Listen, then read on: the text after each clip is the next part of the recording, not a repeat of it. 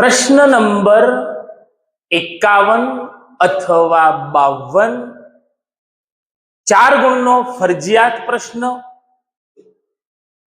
ઘણા વિદ્યાર્થી મિત્રો એક્ટિવ પેસિવ ને થોડુંક ટફ સમજી બેસે છે। જોઈએ 4 ફકરાની અંદર ચોક્કસ એટલું કહીશ કે આ 4 કાળ પ્રમાણેના અલગ અલગ ફકરા જે લીધા છે એ જ પ્રકારની વાક્ય રચના અને એવા જ ફકરા પરીક્ષામાં આવવાના છે એ નક્કી છે। મિત્રો અગાઉ ગણિતનો જે વિડિયો અપલોડ થયો છે મોસ્ટ આઈએમપી એની અંદર ચોક્કસ જણાવી દઉં કે સેક્શન બી અને સેક્શન સી ની અંદર જો તમે જોયું છે કે તમામે તમામ પ્રશ્નો એમાં લાગુ પડતી રીતના જ હતા અને મોસ્ટ પ્રશ્નોની અંદર તો રકમ પણ એની જ હતી। તો આજે એવી આશા સાથે ઇંગ્લિશની અંદર ડ્યુઅલ ડાયરેક્ટેડ પ્રશ્ન નંબર 51-52 જે આપણે સિલેક્ટ કરી છે active voice and passive voice.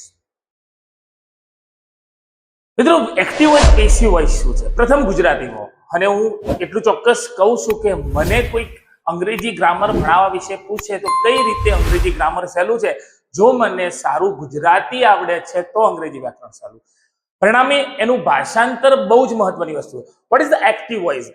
Active voice means કર્તરી રચના કે જે વિધાનની અંદર કર્તાનું મહત્વ છે।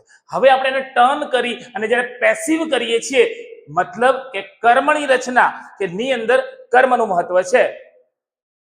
જેમ કે એક એક્ઝામ્પલ સિમ્પલ સમજીએ કે પટાવાળો બેલ વગાડે છે। This is the active voice. ગુજરાતીમાં કહીએ તો કર્તરી વાક્ય રચના। પણ આવું લખ્યું છે કે બેલ એ પટાવાળા દ્વારા વગડાય છે તો તે બેલ શબ્દનું મહત્વ વધી જાય છે મતલબ કે એ પેસિવ વોઇસ છે। એ જ પ્રમાણે સમજીશું અને એક નિયમ સાથે લઈને ચાલશો કે બાય સાથે જ્યારે કર્તા અને કર્મના સ્થાને મૂકીએ છીએ આપણે વાક્યની અંદર છેલ્લે જ મૂકીશું। કોઈ પણ સંદર્ભ પુસ્તકની અંદર તમે સમજ્યા હોય તો અહીંયા પ્રયત્ન એ કરો કે આપણે બાય સાથે કર્તાને કર્મના સ્થાને મૂકીએ તો છેલ્લે મૂકીશું વાક્યના વચ્ચે નહીં। જોઈએ રાહુલ પ્લેડ ક્રિકેટ તો અહીંયા જાણતા પ્લેડ શબ્દથી પહેલા જ ખ્યાલ આવે છે કે સાદા ભૂતકાળની વાક્ય રચના છે। વોટ વડે પ્રશ્ન પૂછવાથી મને કર્મ મળે છે તો વોટ તો મીન્સ ક્રિકેટ। ક્રિકેટ પ્રથમ લખ્યું છે। સાદો ભૂતકાળની વાક્ય રચના છે તો ક્રિકેટની સાથે ટુ બી નું ભૂતકાળનું રૂપ આવે માટે આવશે વોઝ। માટે આવશે વોઝ ક્રિકેટ વોઝ। ત્યાર પછી ક્રિયાપદનું ભૂતકૃદંત કરીશું જો કે પ્લેડનું ભૂતકૃદંત પ્લેડ થશે। Ready? Cricket was played by Rahul. By સાથે રાહુલ કરતા કર્મના સ્થાને છેલ્લે લખે। Ready? Next his coach trained him. તેના કોચ કોને તો હિમ તો હિમ જે છે એને કર્તાના સ્થાને લાવીશું તો એ થશે હી। ફરીથી એકની એક વાત કે સાદો ભૂતકાળ છે માટે લાગશે વોઝ। હી વોઝ ટ્રેન્ડ નું ભૂતકૃદંત ફરીથી ટ્રેન્ડ થશે he was trained by his coach. તો કર્તા છે હિઝ જેને આપણે છેલ્લે લખીશું by his coach. The coach give him good suggestions. What? કોચે તેમને શું આપ્યું તો સારી સલાહો આપી। What? તો good suggestions એ કર્તાના સ્થાને આવશે। good suggestions સૂચનો બહુવચન છે માટે આર। give નું ભૂતકૃદંત give નું ભૂતકૃદંત કરીશું given him આપેલું છે માટે to him। good suggestions are given to him તેને આપવામાં આવ્યા કોના દ્વારા by the coach। the coach ફરીથી કર્મના સ્થાને। Rahul played cricket. Cricket was played by Rahul. His coach trained him. He was trained by his coach. The coach give him good suggestions. Good suggestions are given to him by the coach. કર્તા ને આપણે કર્મના સ્થાને મૂકીએ છીએ ની આગળ by લગાવીશું। કર્મને કર્તાના સ્થાને મૂકીશું કાળ પ્રમાણે એમિઝાર કે વોઝવેર મૂકીશું અને ક્રિયાપદનું કરીશું ભૂતકૃદંત। નેક્સ્ટ ફકરાની અંદર સોનમ પ્લેઝ સાદો વર્તમાન કાળ। Sonam plays badminton in the morning. Watch શું રમે છે? તો બેડમિન્ટન. સાદો વર્તમાન કાળ છે એટલે બેડમિન્ટન ની પાછળ લાગશે ઇઝ. સાદો વર્તમાન કાળ છે માટે ટુ બી નું વર્તમાનનું રૂપ આવશે ઇઝ. બેડમિન્ટન ઇઝ પ્લે નું ભૂતકૃદંત થશે played. Badminton is played in the morning by Sonam. Badminton is played in the morning by Sonam. બીજા વાક્યની અંદર Saira cooks food in the morning. What food is વર્તમાન cooks food. what food is cook નું ભૂતકૃદંત થશે cooked. food is cooked in the morning by Saira. The boys play cricket for the whole day. what શું રમે છે? તો cricket. તો cricket is played for all the day. cricket is played for all day by the boys. છેલ્લું વિધાન, father reads the news in the afternoon. what શું વાંચે છે? તો ન્યૂઝ. તો ન્યૂઝ જે કર્તાના સ્થાને લખીશું ધ ન્યૂઝ, સમાચાર. The news is. મિત્રો કેટલીક વખતે શબ્દ જોતા એમ લાગે બહુવચન છે સમાચાર. ઇઝ આપણે મૂકીશું એક વચન માની. તો ધ ન્યૂઝ ઇઝ રીડ. ભૂતકૃદંત થશે read. The news is read in the afternoon by father. મેં અગાઉ કહ્યું એ પ્રમાણે કર્તાને કર્મના સ્થાને જ્યારે મૂકીશું બાય લગાવીશું તો એ વાક્યના અંતે જ લખીશું જેથી વાક્ય લખવામાં કોઈ આપણને એમ કહેવાય ફેરબદલ ન થાય.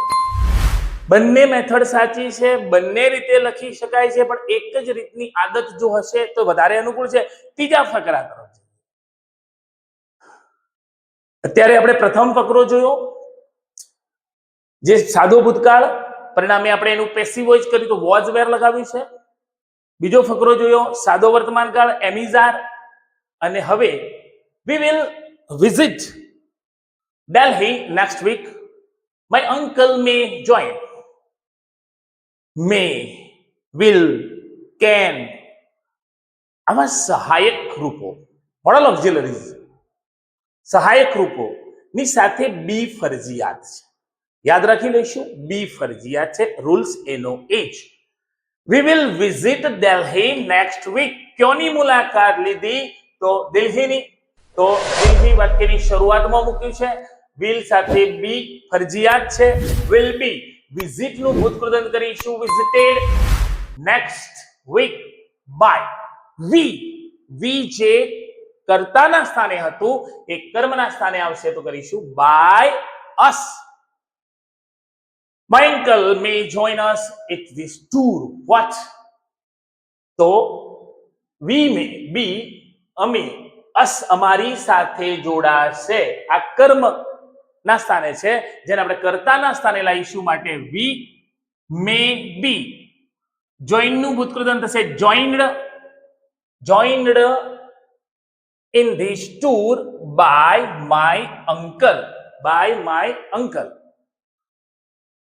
ત્યાર પછી I will take many pics in my mobile. what હું મારા મોબાઈલમાં ઘણા બધા પિક્સ લઈશ. what શું લેશે? તો ઘણા બધા પિક્સ. તો many pics. will સાથે be will be compulsory. અહીંયા આપેલું છે take નું ભૂતકૃદંત થશે taken.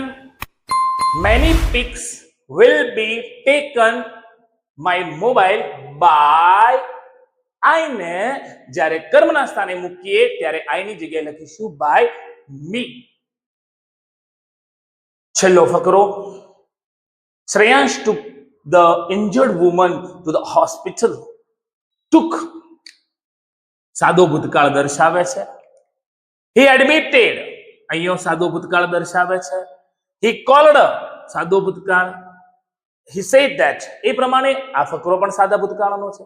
what તો the injured woman એક વચન હોવાથી સાથે લાગે છે was took નું ભૂતકૃદંત થશે taken to the hospital by Shreyansh.